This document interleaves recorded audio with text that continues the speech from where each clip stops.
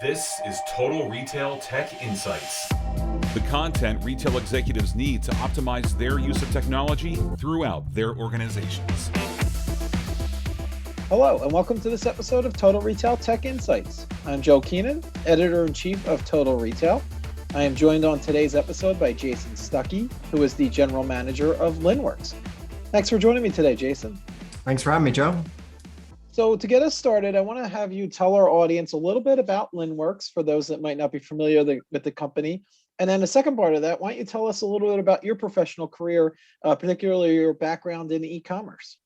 Sure. I'll actually start with my background because it kind of dovetails into the Linnworks story. But I have a non-standard route if you look at it on paper. I started in advertising, put some cool kids on some cameras trying to sell some products. Didn't have a name for it, didn't have a platform for it at the time.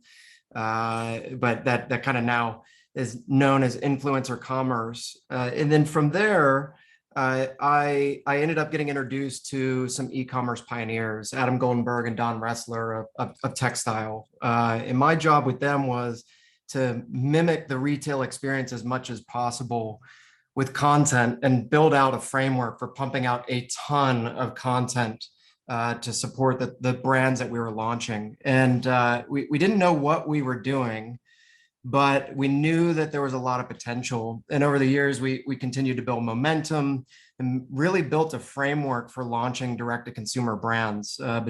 Between the decade that I was with those two, we launched about 11 direct-to-consumer brands out of what's now known, actually recently rebranded as Textile OS, which is the operating system for launching direct-to-consumer fashion brands. Some of those brands are Savage X Fenty with Rihanna, Just Fab and Shoe Dazzle, and one that's on the verge of going public, which is Fabletics with Kate Hudson.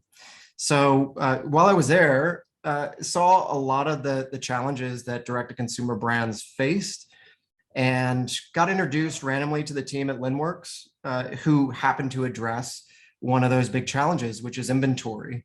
And so I was really intrigued by what they were doing and the way that they were attempting to solve the problem, and jumped on board with them. And what we do at Linnworks is we solve for that multi-channel inventory and order management challenge. So it's a SaaS platform that helps brands like Textile and Fabletics deploy their products across multiple channels simultaneously while maintaining really a single pane of glass on the back end from click to ship. So we get to work with some of the world's fastest growing brands like Oatly and 10,000, as well as some large companies like Disney and Ford, who are fundamentally modernizing their longstanding business models to a direct-to-consumer approach. So it's a lot of fun, fast-paced, really exciting area to be in. Yeah, no, that's certainly true. And, I'm interested in the perspective, obviously, over the last year and a half, even longer at this point, brands have been seeking out more direct-to-consumer options as the retail industry has obviously evolved and had to based upon what we've seen for the COVID-19 pandemic and its impact on the industry. So tell us a little bit about how you would describe the state of the retail industry now and some of the changes that we've seen.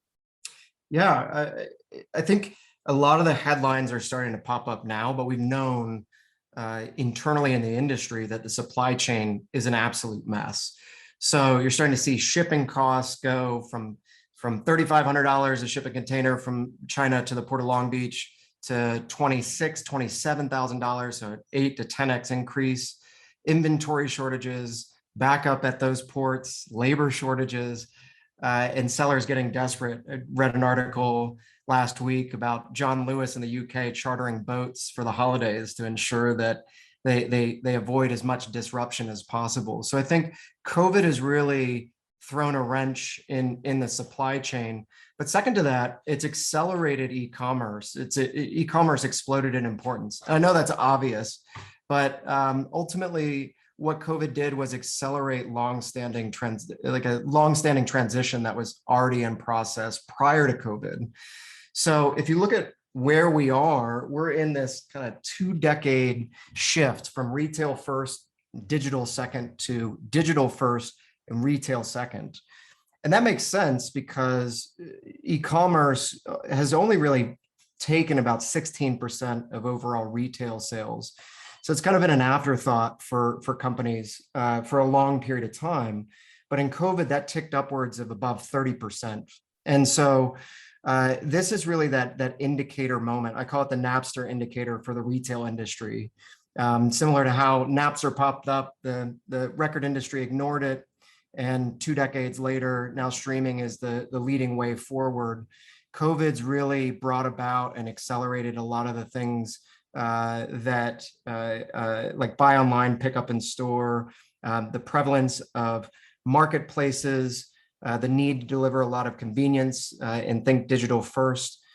Now is that kind of indicator moment for the retail industry that this is the time to make that shift to a digital first strategy or face an unfortunate future ahead.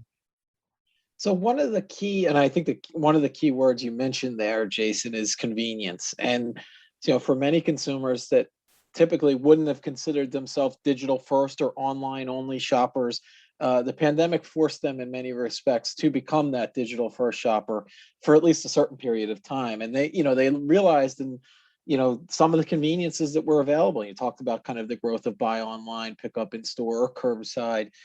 Some of these changes that we saw and these conveniences that were being even pushed, as you noted, these things were coming, but they were even accelerated at a more rapid pace, obviously, during the last year plus, which leads into my question around, okay, now that we've kind of seen this change in consumer behavior, how should manufacturers and retailers and brands be pivoting to succeed in the future, given that the shifts that we've seen over the last year plus?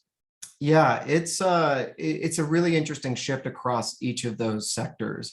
Let's start with manufacturers. Manufacturers probably have the easiest, most obvious transition. They need to adapt to a direct-to-consumer strategy.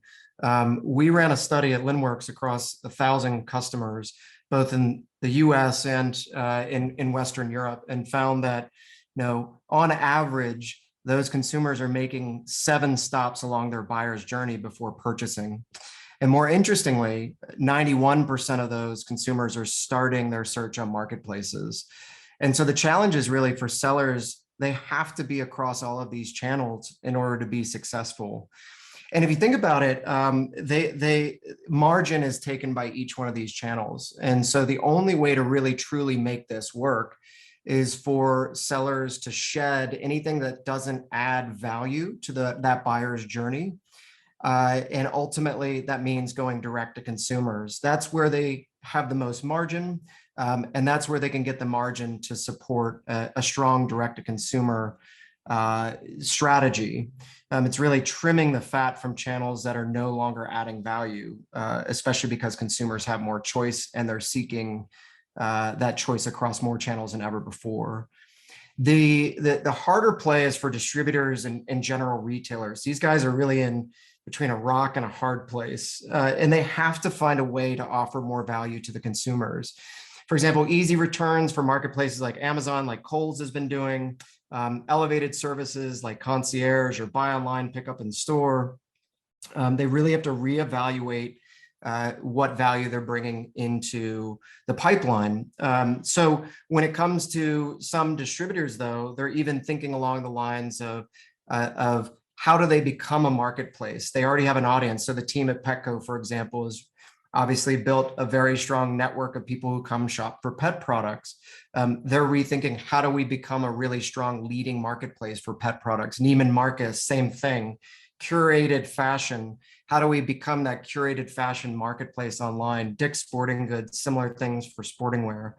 So, and then the last thing is thinking about how, as a retailer, a general retailer, you can start to inject more exclusive lines, almost pivoting to becoming a manufacturer of products and white labeling your own products in your store so that they're not distributed elsewhere and you can control that pipeline. You see that strategy, for example, at Bed Bath & Beyond. So, like I said, we're 10 years into a 20-year transition, and it's definitely accelerating and causing pressure in the system, and ultimately across manufacturers, distributors, and retailers, something's got to give and they have to change, and now is that time. So I want to follow up on the one point you were making in regard to marketplaces. Obviously, Amazon, the leader in that space, but there's others out there in the market as well. How do you foresee, or where do you see marketplaces coming into play as brands look to build out a successful D2C strategy? What should they be thinking about when they go to potentially sell on these different marketplaces that are out there? Well, marketplaces have to play a role. Marketplaces drive about 50% of all e-commerce transactions, and they grew in importance over the pandemic. GMV, gross merchandise volume across these channels, grew about 80% over the last 18 months. And so they're an important part to a direct-to-consumer strategy where consumers are spending a ton of time across these platforms. And the reason for that is because they're masters of engagement. So think of it this way: as a brand, you're spending a lot of money, millions of dollars, to attract eyeballs to your site. But oftentimes you're paying these channels. You're paying Facebook, which is on its way to becoming a marketplace. You're paying Google, same thing, paying Amazon. And ultimately, they are spending billions of dollars and your money on keeping consumers engaged on their platform. The other thing is that marketplaces drive convenience. And so you'd mentioned this earlier, consumers care about convenience. And in our study, we found that 76% of consumers, 3/4, cite convenience as their number one priority when it comes to making a purchase. And marketplaces offer that. So really, as a brand, it's not a matter of if you participate in marketplaces, it's when and how you participate in marketplaces. And ultimately where this is all heading is it's always, e-commerce and commerce in general always trends towards the path of least resistance.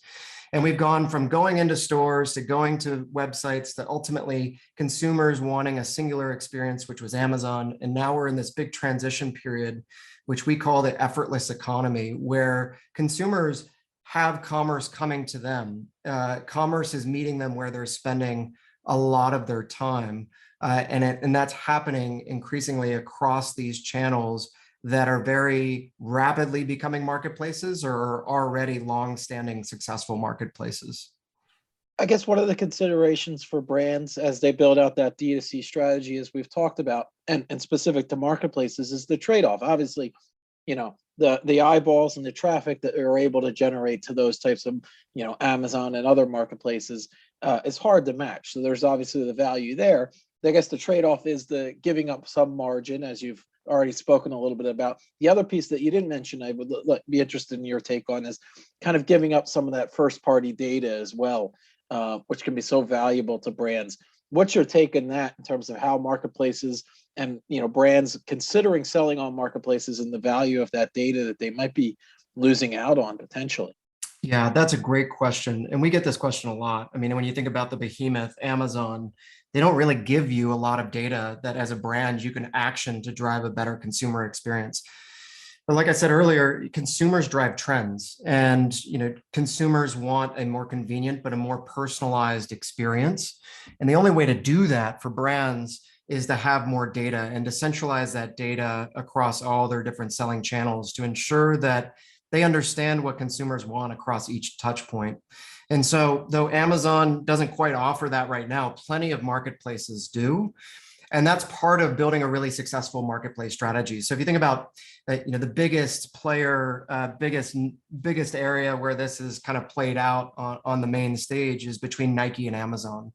So Nike tried on Amazon. In fact, Amazon actually drove more traffic to Nike.com when they were on Amazon. But ultimately, Nike cares about offering a really strong brand experience, and they weren't able to get that data as big as they were from Amazon. And so what did they do? They pivoted to Zalando, who was more than willing to give them that information. So ultimately, the marketplace and the brand could go out to market and succeed together. And so I do see, brands. And I always tell brands, look, your brand is your power and that's your control. And when you do go to marketplaces, you give up some of that, but be selective about the marketplaces you go to and choose ones that are more willing to give you that information you need to drive a better consumer experience. And over time, as margin eats into the big players like Amazon, ultimately, they'll probably have to give in and placate this need or meet this need of sellers, or face heavy competition from other players. Yeah, I think that's a really good point. And sort of being judicious about the marketplaces you're selling on. What makes sense for your brand and your brand's needs, as you just stated. I think that's a good way to think about it. The other piece that I wanted to get into a little bit with you, Jason, and you mentioned it, is this kind of Facebook and these other social platforms that are making commerce such a big, or they're making, that shift into commerce, more and more each day.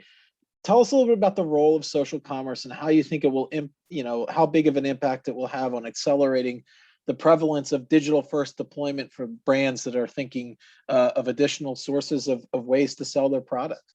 Well, the big brands that we're speaking with are all talking about social commerce, and these platforms are not there. Commerce is hard. And so Facebook, Google, Snapchat, TikTok, they're all working on this, and solving for commerce is incredibly difficult. It's much harder than solving for marketing, but ultimately they're hell-bent on doing it. They are, as I said earlier, masters of entertainment. I laugh because I think, Facebook's greatest weapon is the fact that it has an unlimited supply of free content that people engage with on a daily basis. And so, as we said earlier, look, people are going to be consuming products where they spend most of their time. And where are they spending most of their time? On these social channels. So even though social commerce is not quite there, I think there's about 4% of overall e-commerce transactions are happening on these channels. The pace is going to accelerate dramatically. And all you have to do is really look at the dynamics between the generations. Millennials are spending about 40 to 50% more time than Gen X on social media. Gen Z is spending 20 to 25% more time on social media than millennials. That's about 4.5 hours a day. So between sleep, work, and other things that Gen Zers have to do, there's not much other time in the day, and they're spending most of that free time on these channels.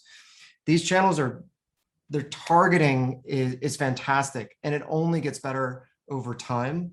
And you have to kind of look at this new generation as the digital generation. They grew up with these social channels, and these social channels have a lot of information about them that they can use to target and meet them with products that they want to consume. And so, it's kind of that old adage, you get in what you put out. Well, the digital generations have put a lot into these social channels, and now that's giving back in very, very targeted products, to the point where it's kind of scary, isn't it? Like, you can be talking about cat food, and then 30 minutes later, you're getting ads for cat food. They're just that good. And as they make more robust tools for enabling e-commerce transactions, meeting that kind of targeting ability and that strengthened targetability over time with these tools will lead to a very successful play in e-commerce for them. And these digital first mindsets that the brands are developing and been forced to develop, and specific to social commerce, when the enablement of e-commerce transaction, I guess that's mobile first, right, Jason? That's largely you foresee those transactions taking place on mobile devices. Absolutely. So just shifting gears for a second, you've talked a little bit about the supply chain and how that is a concern. There's been a lot of written and said about, are goods going to, not only the cost of getting goods over here, but, once you do get goods rather into ports, and into your distribution center, do you have enough labor to get that distributed quickly enough to your stores, to your different, last mile fulfillment centers before delivery? So tell us a little bit about, what you're expecting this holiday season and how brands should prepare to maximize their success opportunities. What should they be thinking about? What should they be doing as they look to optimize Q4? Yeah, I was in a panel about a month and a half ago talking about the holiday season, and the panelist or the moderator ran a poll of a couple hundred sellers that were on the call and said, when are you guys preparing for Black Friday, Cyber Monday? And the overwhelming majority said October. And that was really scary for me and the other panelists. And I think what's happened is they've kept their heads down because things have been so crazy over the last 18 months that they haven't really had a whole lot of time to think about what they're going to do in Q4. And as the supply chain problems start to mount and pile up, A lot of sellers are going into this holiday season underprepared. And so the first thing that we say is, look, there's going to be a wild ride. So make sure that you build flexibility into your organization through communication. The CMO over at Foot Locker was talking about how they're really focusing on internal communication to ensure that the people on the front lines talking to customers and dealing with orders on a daily basis are directly connected into the executives to ensure that they can move quickly throughout the holidays. So that's number one, is just make sure you prepare your organization regardless of whatever state you're in. The second thing is take a look at your discount strategy.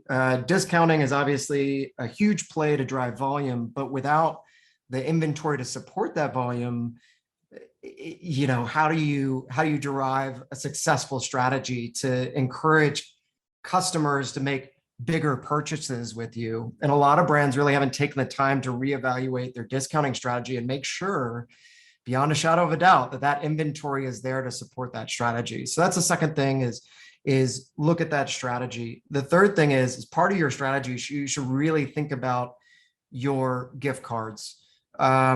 Ultimately, if a customer comes to your site and everything's sold out, but they still want to buy that gift from you, the best way to capture that revenue now when they have intent to buy is to offer them some sort of gift card. And I tell my friends and my family, this is going to be the holiday season of IOUs and gift cards. So sellers really need to think about other ways that they can capture that sale without trading, a good that they may not have. And again, a lot of them really haven't thought about that gift card strategy or even deployed a gift card strategy before, but it's something that they should strongly consider. The fourth thing that you want to do is you want to invest in your e-commerce technology stack. We see a lot of brands struggling with their monolithic or proprietary systems that they've built, and they've invested millions of dollars into these systems to be flexible to their business model. But e-commerce is moving so fast these days that you really are hindered by these large monolithic systems that require customization or millions of dollars worth of work to connect into these systems, like your shopping channels. And so what we're telling brands is, look at it from this perspective. Find built for purpose technology. Find technologies that are built for e-commerce because of the pace of innovation and the speed that things are moving. You really need best in class technology in order to support a successful e-commerce strategy moving forward. So one of the things I wanted to get your perspective on, Jason, from the brands you're working with at Linnworks is the timing of this year's holiday season. Are you hearing from the brands that they anticipated consumers purchasing earlier than maybe even in years past, or consumers might not wait till Black Friday or Cyber Monday because they're concerned they're not going to get their gifts in time given the supply chain challenges that are out there? Are you foreseeing that kind of an earlier push to get some holiday shopping done is one thing that, at least that's something I'm hearing from some of the retailers and brands I've been speaking to? I'm just curious to get your thoughts there as well. Yeah, two things. One, by I think early August, 30% of consumers, or over 30% of consumers, had already made a purchase for the holiday season, and that was a record. Consumers really have been trained quite well to buy products around these holiday events. But as the news about the supply chain starts to permeate into the consumer layer, they're now rethinking their strategies and starting to look around and make more purchases. So we're definitely hearing that from sellers. And, we see the order and inventory data. We're seeing, continued growth week after week across all of our sellers as we get closer to the holiday season. The second thing is for how sellers should be seeing these holiday events. Typically, you have Black Friday, and then it expands into Cyber Monday, and then there's Cyber Week. The unfortunate truth is that with where things are from a supply chain perspective, sellers should be considering these holiday events as extended holidays. So open up your discounts, open up your sales and your promotions early, because what's happening is consumers are now going to these channels, starting to think about what they're going to buy and finding things out of stock. And so when we get to these holiday events, they're going to be looking all over the place to complete their purchases. And that's going to delay out their decision-making or their ability to close out that process of, hey, Friday through Monday, I'm going to buy all my gifts for my family. But what happens when they get to the websites of the gifts that they want to buy and it's sold out and there's no other alternative? They're going to start to look around. And so that's going to take more time. So sellers really need to think about that from their strategy and say, hey, look, let me give consumers a little bit more time this holiday season with regards to promotions and offers so that they can go through that process and ultimately land on making a purchase with me. So let's take it next step and look beyond even Q4 going into 2022. Tell us a little bit about what you're forecasting for commerce, both sort of in-store, also e-commerce as well, and kind of what you foresee. And you talked about kind of building that technology infrastructure, evaluating what your integrations. Tell us a little bit about your forecast for moving beyond the holiday and into 2022 as well. Well, the news is bleak right now, but I'm an optimist and we will get through this. If you look at where things are now, the B2B supply chain is about 20% digitized. This will change and there will be significant investments in modernizing the supply chain. That's been a long-standing problem, especially in categories like furniture, for example, which it's shocking how that industry has gotten away with their practices for so long without any sort of, or with very limited digital options on the table.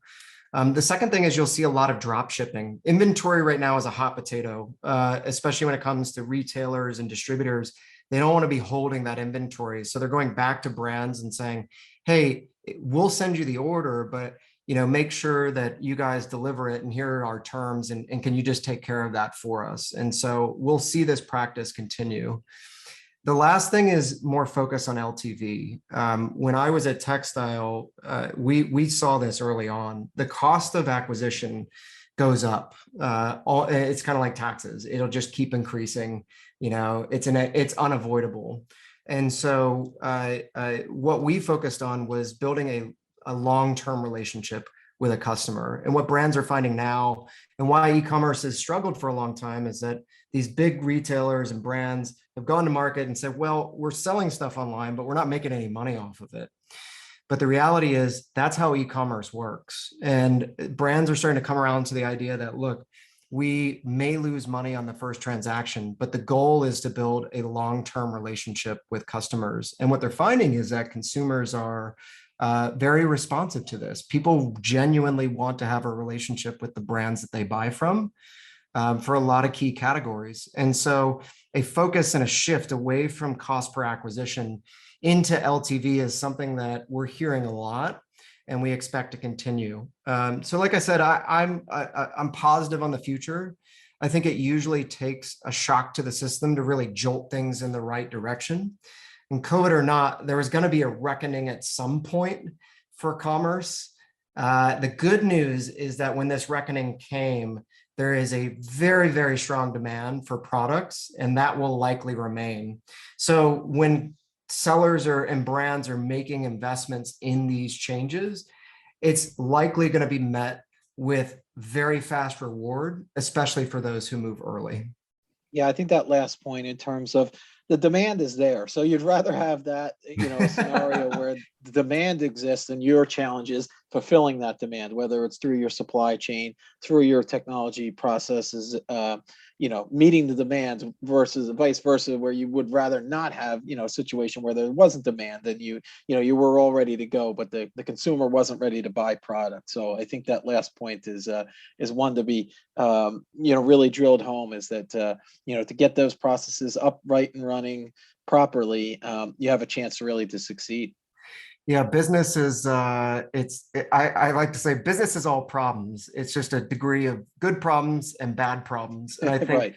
when you're going into having to make significant investments, having sky high demand and sustained demand, especially throughout the pandemic, and economists predicting that this will continue for the long haul, that's a very good problem to solve for. And so again, I'm really optimistic about it.